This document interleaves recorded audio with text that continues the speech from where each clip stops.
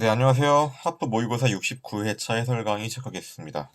오늘 문제가 아주 어렵진 않았는데요. 좀 관심을 가져봐야 될 만한 문제가 문제 1번, 그리고 문제 7번, 문제 9번입니다. 문제 1번 같은 경우는 2023년도 경찰 간부 시험 문제거든요. 제가 웬만하면 하프 모의고사 2023년도 문제는 안 넣었어요. 시행처별 기출문제집이라고 제가 별도로 출간도 하고 별도로 강의도 진행하기 때문인데, 경찰관부 시험 문제 같은 게 여러분들이 안 푸는 분들이 많거든요. 모르고 되게 좋은 문제가 정말 많았어요. 그런데 놓치는 경우가 많기 때문에 다 하프 모의고사에도 넣었습니다. 여러분들 경찰관부 시험 40문제는 꼭 다 풀어보세요. 놀랍죠, 여러분? 경찰관부 시험 같은 경우는 강론도 포함하고요. 그리고 40문제입니다. 그리고 책 광고하려는 건 아니고, 제가 2023년도 최신 1개년 시행처별 기출문제집을 만들었거든요. 출간했고요. 그 문제집에는요, 경찰 간부 시험을 포함해서 2023년도에 시행된 모든 기출문제가 다 망라되어 있습니다. 일단 내용부터 보죠. 문제 1번이요.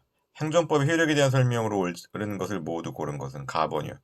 법령 등을 공포한 날로부터 일정 기간이 경과한 날부터 시행하는 경우, 법령 공포에 대한 기간 계산 방식이 뭡니까? 제가 공포 그래가지고 첫날은 비우고 마지막 날은 채우는 거죠. 그래서 마지막 날이 토요일 또는 공휴일이다. 제가 지금 채운다 그랬어요. 다음 날로 연장이 안 되는 겁니다. 그래서 말일로 기간이 만료된다. 가번 제가 코멘트에다가 그림 그려놓은 거 기호 표시한 거 있죠? 그것도 보도록 하시고요. 나번이요. 국회법에 따라 한 국회의장의 법률 공포. 이게 어떤 내용입니까? 대통령의 법률안 거부권 행사에 따라서 국회에서 재의결, 국회의원 3분의 2 이상의 가중 정족수로 재의결이 이루어지는 경우거든요. 이런 경우 행정부에 보내봐야 관보에다가 행정부에서, 행정안전부에서 공포, 게재해 줄 것을 기대하기 어렵거든요. 그렇기 때문에 국회의장이 중앙일간지, 2개 이상 중앙일간지에다가 직접 게재합니다. 이런 방법으로 공포를 한단 말이에요. 중앙일간지에다 게재하는 이유가 뭐라고요? 법률안 재의결된 뒤에 행정부에 보내봐야 관보에 게재해 줄 것을 기대하기 어렵다. 답은요. 법령 등 공포에 관한 법률에 따르면 전자관보와 종이관보는 동일한 효력을 가집니다. 전자문서와 문서가 차이가 없는 거랑 동일해요. 라번이요. 법령 등을 위반한 행위 후 법령 등 변경에 의해서 그 행위가 더 이상 법령 등을 위반한 행위에 해당하지 않거나 제재 처분 기준이 가벼워진 경우, 시대 상황 변화로 더 이상 제재하지 않거나 경한 지지하는 거. 제가 수업 시간 이해하기 쉽게 미니스커트, 장발 이런 거 얘기했죠. 그러면은 신법에 따라서 제재를 하지 않거나 경한 제재로 바꿔야 되겠죠. 시대 상황 변화라는 키워드를 생각하시면 됩니다. 자, 문제 2번이요. 행정 입법에 대한 설명으로 옳은 것만을 모두 고르면 기억이요. 위임 명령이 위임 내용을 구체화하는 수준을 벗어나서 새로운 입법을 한 것으로 평가할 수 있다. 그럼 이건 위임의 한계를 벗어났기 때문에 허용되지 않는다. 그러면 해당 하위 법령은 아무런 효력이 없겠죠. 기억 제가 코멘트 잘하는 거 보세요. 노인복지법에서 노인의 정의를 65세 이상으로 정의하고 있는데, 만약 그 위임을 받은 보건복지부시에서 노인 정의를 70세 이상으로 변경했다. 이건 새로운 입법과 다를 바가 없죠. 상위 법령에 반하기 때문에 효력이 없는 겁니다. 니은요. 공법적 단체 정관 그리고 지자체의 자치 조례에 대해서는 포괄 위임 금지 원칙이 적용되지 않죠. 그죠? 상급행정기관이 하급행정기관에 대해서 업무 처리 지침이나 법령 해석 적용에 대한 기준을 정하여 발한 이른바 행정규칙. 행정규칙은 일반적으로 대외적 구속력이 없죠. 대내적인 사실상 구속력만 있을 뿐입니다. 행정규칙이 예외적으로 대외적 구속력을 가지는 경우는 뭐 들 수 있죠? 행정의 자기구속성이 적용되는 경우나 혹은 법령 보충적 행정규칙에 해당하는 경우로 해야 돼요. 3번이요. 행정행위의 부관에 대한 설명으로 옳은 것은 동그라미 1번. 여러분 준법률행위적 행정행위와 기속행위에는 부관을 붙일 수 없다고 보는 거죠. 여기 준법률행위라는 게 준법률행위적 행정행위고 확공통수 얘기하는 거죠. 확공통수에는 명문의 근거 규정이 없음 부관을 못 붙여요. 그 이유 제가 코멘트 달아놨는데, 부관이라는 건 여러분 종된 의사표시거든요. 준법률행위적 행정행위는요, 의사표시를 구속 요소로 하지 않는다고 봐요. 그렇기 때문에 여기에 종된 의사표시를 붙는다면, 주된 의사표시가 없는데 종된 의사표시를 붙는다? 이건 모순이란 얘기죠. 동그라미 2번이요. 해제 조건을 가리고 부담으로 바꿔놔야지 맞는 말이죠. 주된 행정행위에 종속되기는 하는데 다른 행정행위 부관과는 달리 그 자체에 대한 행정쟁송의 제기가 가능하다. 독자적인 처분성이 인정되는 부담인 거죠. 동그라미 3번이요. 부관을 행정행위 당시가 아니라 행정행위가 행하여진 후에 새로이 붙인다. 이걸 사후부관이라고 부르는 거죠. 허용되는 경우 네 가지겠죠. 법유 동사. 법령에 규정이 있는 경우, 미리 유보한 경우, 상대방의 동의가 있는 경우, 사정 변경 경우 네 가지 가능하다. 동그라미 4번. 철회권 유보되었다. 이건 상대방은 알고 있죠. 선행 조치와 다른 후행 조치. 당초 처분의 철회가 이루어질 수 있다는 걸 상대방이 알았다는 얘기죠. 그러면 원칙적으로 신뢰 보호 원칙을 적용받을 수가 없겠죠. 4번이요. 보호할 만한 신뢰가 없다고요. 나중에 변경될 걸 알았으니까. 4번이요. 공법상 계약에 대한 설명으로 옳지 않은 것은 동그라미 1번은 동그라미 3번과 똑같은 내용이죠. 계약직 공무원 채용계약 해지의 의사표시는 일반 공무원에 대한 징계 처분과는 달라서 항고 소송의 대상이 되는 처분이 아니란 말이죠.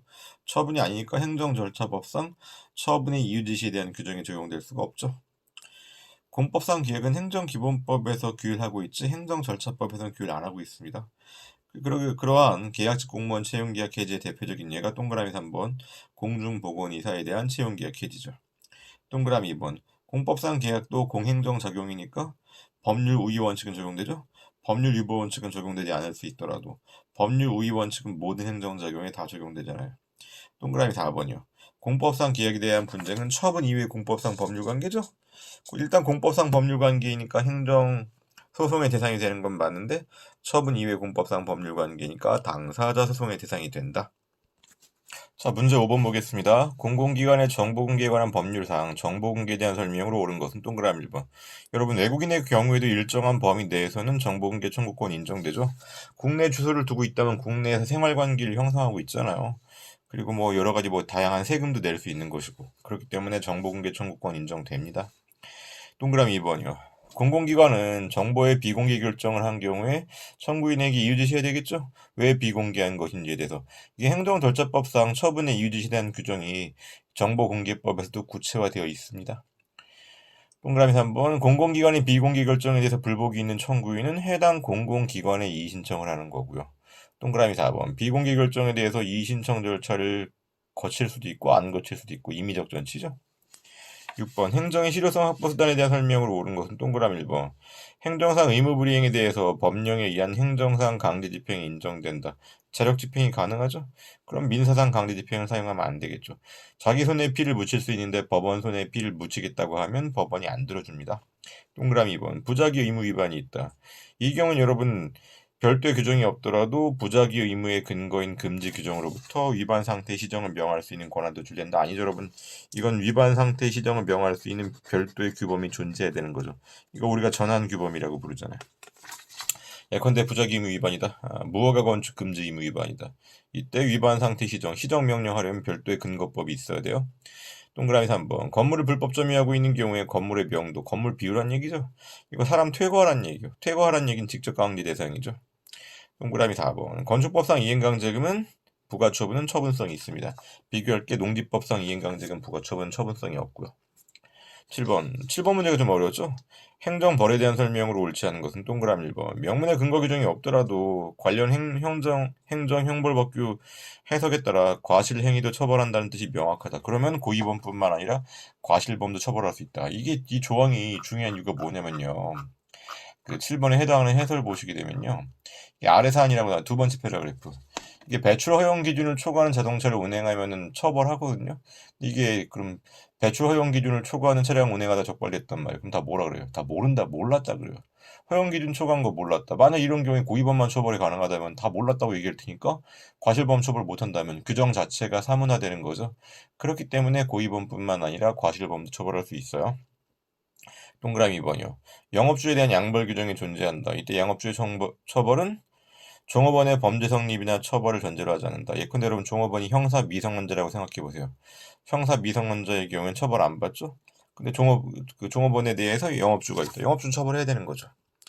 동그라미 3번. 7번 같은 경우 동그라미 3번 좀 어려웠거든요. 이 동그라미 3번 읽어볼게요. 통고 처분에 의해서 범칙금을 납부했다. 그럼 일사부재리 원칙이 적용되기 때문에 다시 처벌 못하는 거죠.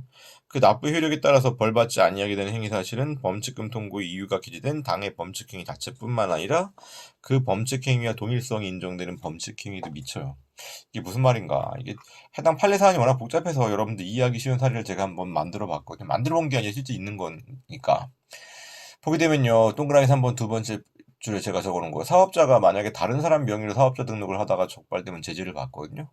근데 이게 다른 사람 명의로 사업자 등록을 했다는 얘기는 자기 명의로 등록을 안 했다는 얘기죠. 이때 다른 사람 명의로 등록, 바지 사장 내세웠다. 그러면 허위 등록을 이유로 범칙금을 부과했다. 그랬더니 너 왜 네 명의로 등록 안 했어? 미등록을 이유로 다시 범칙금을 부과하면 안 되겠죠. 이게 동일한 사실관계잖아. 그냥 다른 사업자 등록을 안 하고 그 다음에 영업을 하다가 적발되었다. 그러면은 미등록을 이유로 범칙금 부과되는 거 맞는데 자기 명의로 등록을 안 한 상태에서 다른 사람 명의로 등록을 했다. 이러면 허위 등록을 이유로 제재한단 말이죠. 이거는 허위 등록을 이유로 제재하는 건요. 자기 명의로 등록하지 않았다는 사실관계가 이미 포함된 거예요. 그렇기 때문에 동일성 인정되기 때문에 미등록을 이유로 다시 제재, 범칙금 부과하면 안 된다. 동그라미 4번. 과태료에 대한 부과대책 기간 5년이죠. 자, 8번이요. 행정 절차에 대한 설명으로 옳지 않은 것은 동그라미 1번. 취소 처분의 근거와 위반 사실의 적시를 빠뜨린 하자는 나중에 피처분자가 그러한 자신의 잘못이 뭔지 위반 사실이 뭔지 알고 있었다고 할지라도 하자가 취되지 않죠. 하자가 취되면 어떻게 되버려? 절차상 하자에 대해서 소재기 전까지 그리고 당사자의 방어권 행사에 문제가 없어야 되고 상대방이 알았다는 것만으로 하자가 치유가 되지 않는다. 하자가 치유되려면 어떻게 해야 돼요? 소재기 전까지 행정청이 나중이라도 이유제시를 했어야 돼요. 동그라미 2번이요. 하나의 납세고지서에 의해서 복수의 과세처분을 한다. 그럼 처분이 여러 개죠? 그런 경우에는 처분의 이유제시, 즉 세액의 산출 근거도 각각 구분 기재해야 되겠죠. 동그라미 3번. 세액 산출 근거가 기재가 되지 않은 납세고지서에 의한 부과처분. 이거 이유제시하자죠? 이유제시하자는 절차상 하자니까 취소 사유. 동그라미 4번. 신청에 따른 처분이 이루어지지 않았다. 이거 거부 처분이죠? 거부 처분의 경우는 처분의 사전 통지 대상이 아닙니다. 처분의 사전 통지 대상은 적극적인 불이익 처분이에요. 9번. 공용 수용에 대한 설명으로 옳은 것을 고르려. 동그라미 1번. 피수용자. 수용된 사람이 토지나 건물을 안 건네준다. 이때는 여러분 대집행이 아니라 직접 강제죠. 팔다리 잡고 끌어내는 거잖아. 이건 퇴거 조치가 필요한 것이기 때문에 직접 강제다. 동그라미 2번. 토지수용위원회는 사업인정의 취소와 관련 없이 부득이한 사정이 있으면 사업인정과 배치되는 재결을 할 수 있다. 여러분 사업인정과 배치되는 재결을 못합니다. 수용재결의 목적이 뭐요? 사업인정을 원활하게 하기 위해서 하는 게 수용재결이죠. 사업인정과 배치되는 재결은 그 목적에 반하죠. 허용될 수 없습니다. 동그라미 3번. 수용재결 취소 소송에서 사업인정의 취소 사유가 있다. 이것을 이유로 수용재결의 취소를 주장할 수 없습니다. 이거 뭐에 대한 설명입니까? 이거 하자 승계죠. 선행처분의 당연 무효인 하자가 아니라면 별개의 법률 효과를 목적으로 하는 경우에는 하자 승계 안 되잖아요. 우리가 하자 승계 인정되는 건 6가지 유형으로 알고 있잖아요. 동그라미 4번이요. 토지수용위원회가 신청의 일부에 대한 재결을 빠뜨렸다. 그럼 빠뜨린 부분은 여전히 토지수용위원회에 계속되는 것이고 빨리 재결해야 되는 것이죠. 동그라미 4번 여러분 뭐 생각하면 되냐면요. 과수원을 수용했다. 공용 수용했다. 그럼 과수원 주인이 수용 보상금에 대해서 주장하겠죠. 그런 경우에 신청이 해당 수용재결 신청이 사업 시행자가 토지 그리고 건물 근데 과수원의 수목 모두에 대해서 수용재결 신청했는데 토지와 건물에 대해서는 수용이 이루어졌는데 과수원의 수목 나무에 대해서는 수용이 이루어지지 않았다. 그러면 해당 토지수용위원회에 과수원 나무에 대한 수용 절차는 여전히 진행되는 겁니다. 그러니까 여전히 남아있다는 얘기죠. 10번이요. 행정소송법상 항고소송에 대한 설명으로 옳지 않은 것을 모두 고르면 기억이요. 동일한 행정처분에 대해서 무효확인 소송을 제기했다가 혹시 모르니까 취소소송을 추가했단 말이죠. 같은 사건이죠. 만약에 무효확인 소송이 처분이 있음을 안 날로부터 90일 취소소송의 제소기간 내 제기되었다면 제소기간 도과 후 병합된 취소소송도 적법하게 제기된 것으로 즉 제소기간 준수한 거로 봐주겠다는 얘기죠. 니은 무효확인 소송의 제기는 처분의 효력이나 집행 또는 절차 속행에 영향을 주지 않는다. 이거 집행 부정지 원칙에 대한 설명이고요. 디귿 행정처분의 당연 무효를 주장해서 그 무효확인을 구하는 소송.